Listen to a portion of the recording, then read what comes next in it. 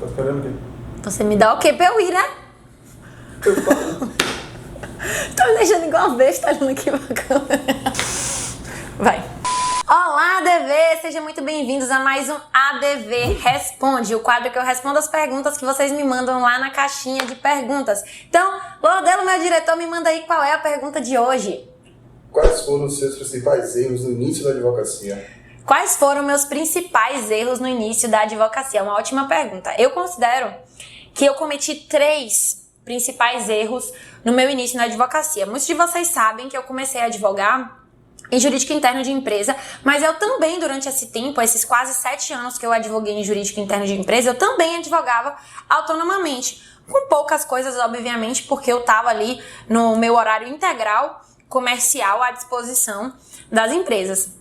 Mas logo que eu me programei, fiz todo um planejamento financeiro, empresarial para abrir meu escritório, mas ainda assim, vejam só que mesmo com todo esse planejamento, eu cometi sim alguns erros. E qual foi o primeiro erro importante que eu acho que eu cometi? Ainda enquanto eu era advogada autônoma, logo nos meus primeiros anos de advocacia, né, que eu estava dentro do jurídico interno e advogando autonomamente, eu nunca enxerguei que eu precisava ter conhecimentos empresariais, conhecimentos de administração, de gestão, para advogar autonomamente. E isso é um erro muito grande. Qualquer profissional liberal, médico, advogado, engenheiro, arquiteto, precisa ter conhecimentos de gestão, de administração para tratar o seu negócio como se uma empresa fosse. Porque o que a gente aprende na faculdade? Direito material, direito processual. A gente aprende a ser advogado, a advogar, a ter um escritório. Porque se a gente tem um escritório, quando eu digo ter um escritório, eu não estou dizendo de ter uma estrutura física. Se você tiver um escritório, ou seja, você advogar em home office, mas você tem a sua atividade de escritório de advocacia, digamos assim, você precisa ter conhecimento de gestão. E isso me levou a um segundo erro muito grande, e que se eu não tivesse saído desse erro, muito provavelmente foi o meu maior erro, se eu não tivesse percebido ele, eu com certeza ia estar patinando até hoje na advocacia, vendendo o almoço para pagar a janta, como a gente diz, né? Então, esse segundo erro foi não saber precificar os meus serviços. Eu simplesmente observava como as pessoas costumavam a fazer e ia replicando aquele modelo, sem saber se aquilo ali me remunerava ou não me remunerava. Qual era a atividade de praxe? Entrar com um processo, não cobrar um prolabore, cobrar só 20% ou 30% do êxito daquela demanda, ficar anos e anos e anos sem saber se aquela demanda vai ser procedente, não vai ser procedente, trabalhando naquela demanda sem ter nenhum tipo de remuneração. Esse com certeza foi um grande erro. E só pra eu dizer pra vocês aqui, ó, eu peguei um processo, gente, em 2016, se eu não me engano. Em 2016. Nós estamos em 2021. Eu peguei esse processo subestabelecido, um processo fadado ao fracasso. Era um processo que a inicial estava muito mal feita.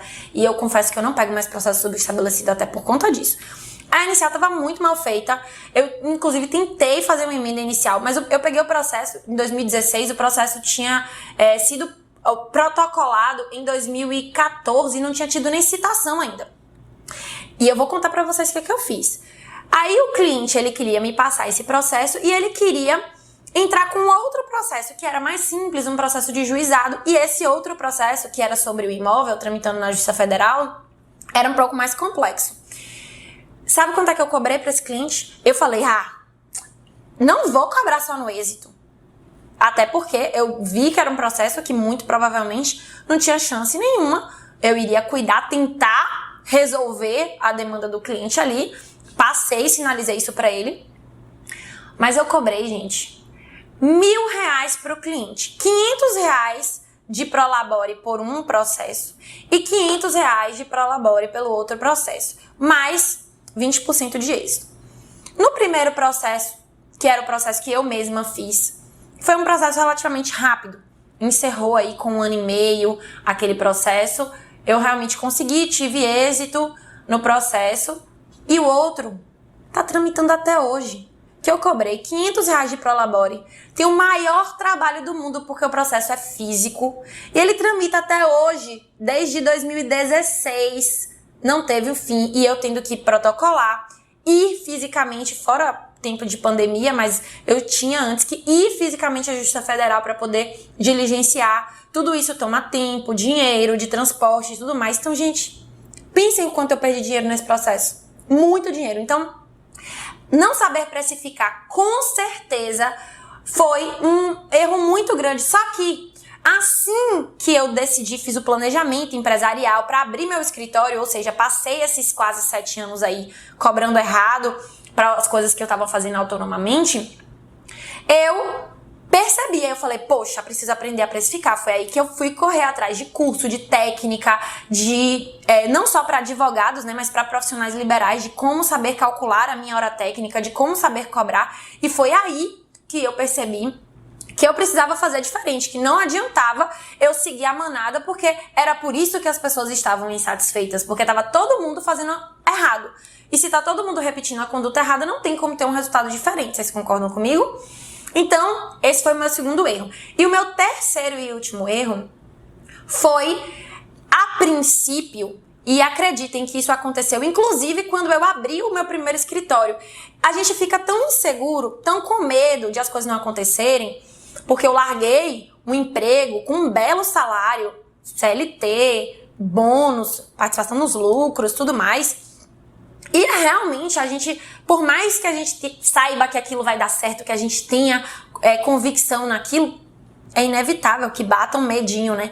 E o que acontecia? Quando eu abri o escritório, eu não foquei a princípio na minha atividade principal. Eu comecei a pensar assim, meu Deus, eu vou precisar fazer tudo que me aparecer, porque eu preciso ganhar dinheiro, né?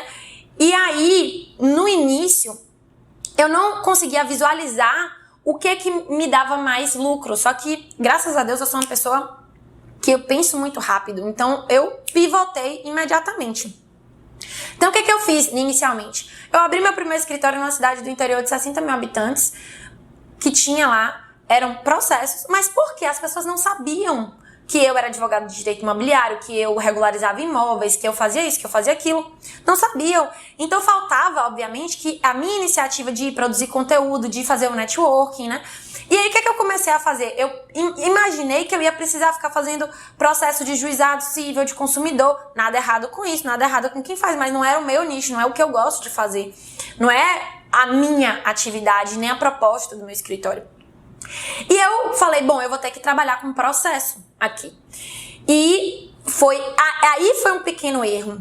Só que eu sabia que minha atividade extrajudicial me remunerava muito melhor do que a judicial. Porque, por exemplo, eu conseguia finalizar um inventário extrajudicial em 2, 3 dias. Desculpe, um divórcio extrajudicial em 2, 3 dias.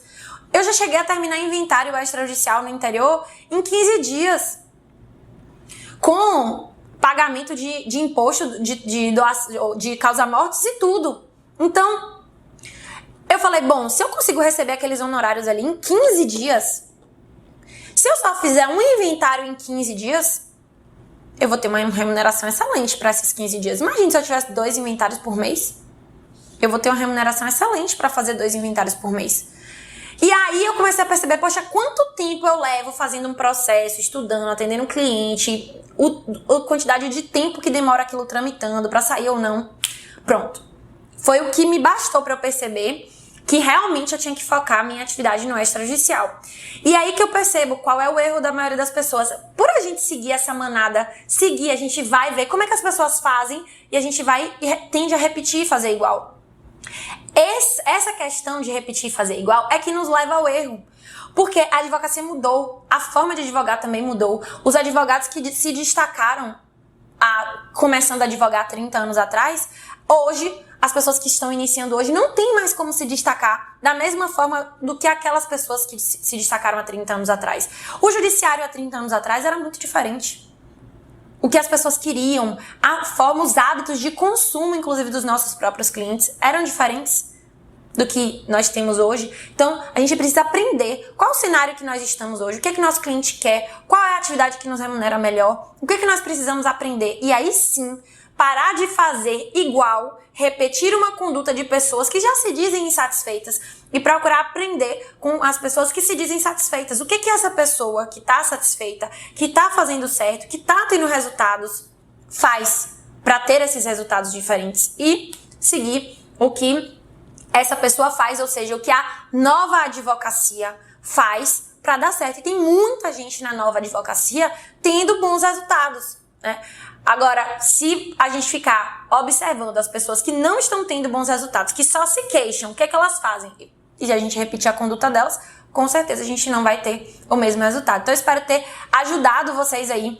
Não cometam esses 3 erros que eu cometi, mas se você já cometeu, faça que nem eu fiz, porque eu cheguei a cometer, pensei rápido e mudei, pivotei, não tem nada de errado com isso, gente. Errar é absolutamente normal. O que a gente precisa é perceber o erro e começar a acertar. A gente não pode manter o erro acontecendo. Então é isso, esse foi o ADV Responde de hoje. Não esqueçam de curtir esse vídeo, de comentar o que vocês acharam aqui, de me mandar mais sugestões de vídeo e de compartilhar esse vídeo com outras pessoas que vocês acham que podem se interessar. Não esqueçam que uma advocacia valorizada é uma advocacia unida, é uma advocacia em que todos ganham. Então mande esse vídeo aqui para pelo menos 3 colegas advogados que você tem, para que eles possam aprender com esses erros que eu cometi e não cometam eles também, tá bom? Beijo grande e até o próximo ADV Responde.